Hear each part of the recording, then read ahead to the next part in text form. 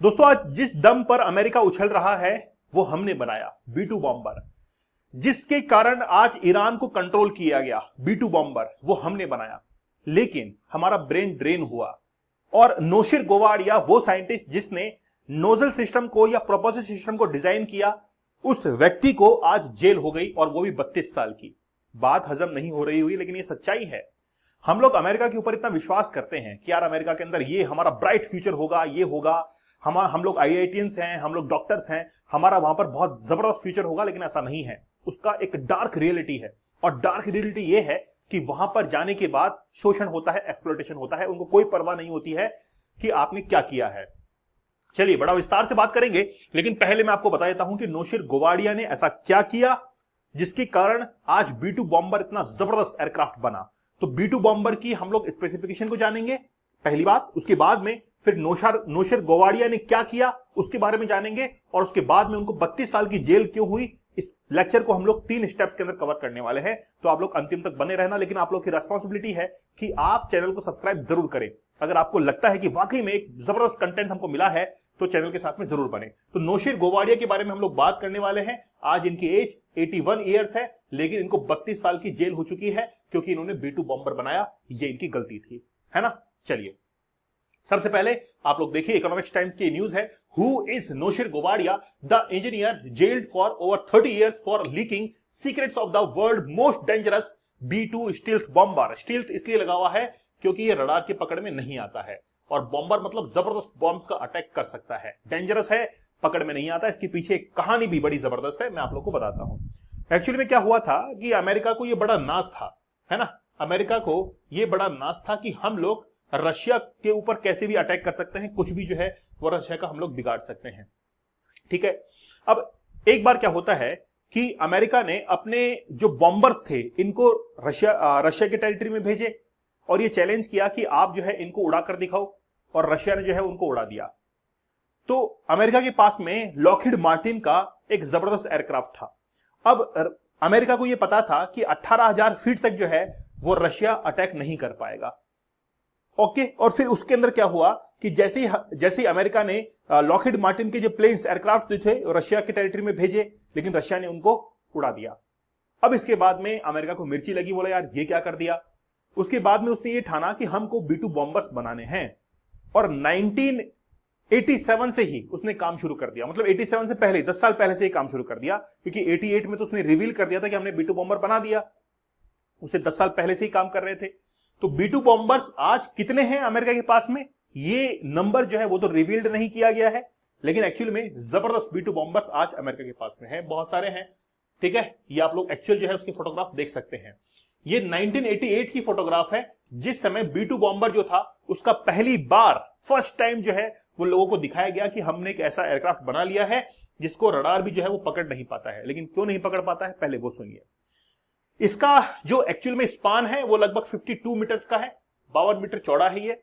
साथ ही में आपको यहां पर कोई भी टैल जो है, पूंछ इसकी नजर नहीं आ रही है। जैसे पतंग आपने देखी है, उसकी पतंग की पूंछ होती है ना, लेकिन यहां पर कोई भी पूंछ जो है, टैल इसकी नजर नहीं आ रही है।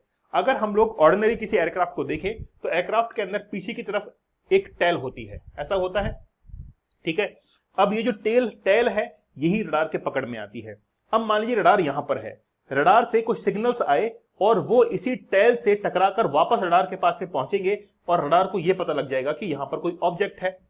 तो अमेरिका ने यह सोचा कि क्यों ना इस रडार को यहां से हटा दिया जाए, इस टैल को यहां से हटा दिया जाए, पूंछ को ही। तो उन्होंने क्या किया कि विदाउट टैल एक एयरक्राफ्ट डिजाइन किया जिसको B2 बॉम्बर नाम दिया।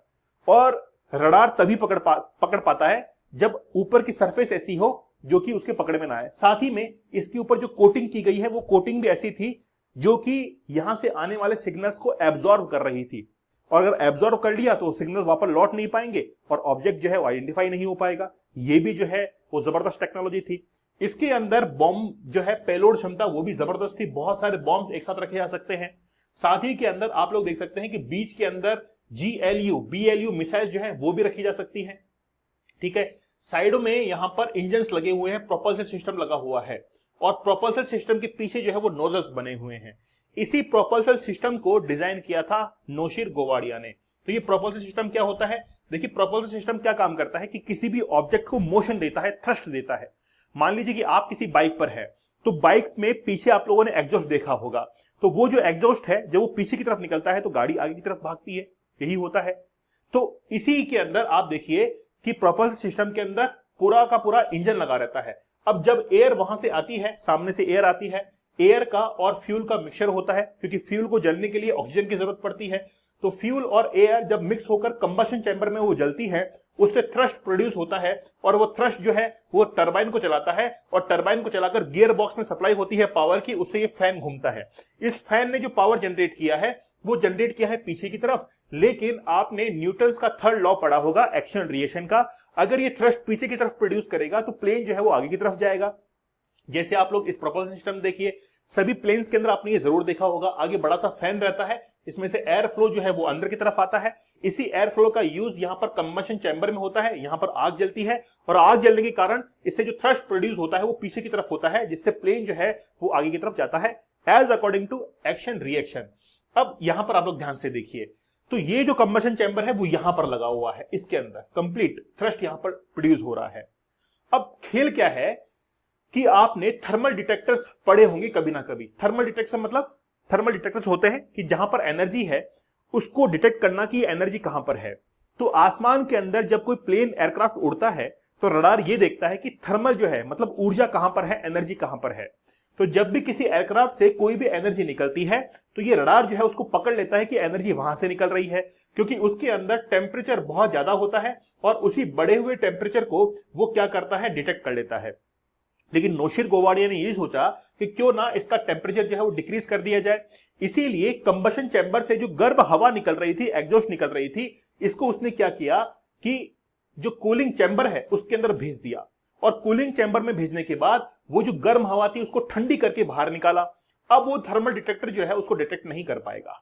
पहले वो इसलिए डिटेक्ट कर पा रहा था क्योंकि कंबशन चैम्बर में से जो गर्म हवा आ रही थी उसको डिटेक्ट करके पता कर रहा था कि रडार के अंदर वो जो ऑब्जेक्ट है वो कहां पर है। अब थर्मल डिटेक्टर उसको पकड़ ही नहीं पाएगा। ये टेक्नोलॉजी किसने डेवलप की?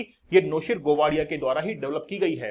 लेकिन नौशीर गोवाडिया ने ये जो नोजल्स है इनको डिजाइन किया, साथ ही में प्रोपल्शन सिस्टम जो है इसको डिजाइन किया, लेकिन ये काबिलियत जो है वो किसके हजम नहीं हो पाई? यूएसए के।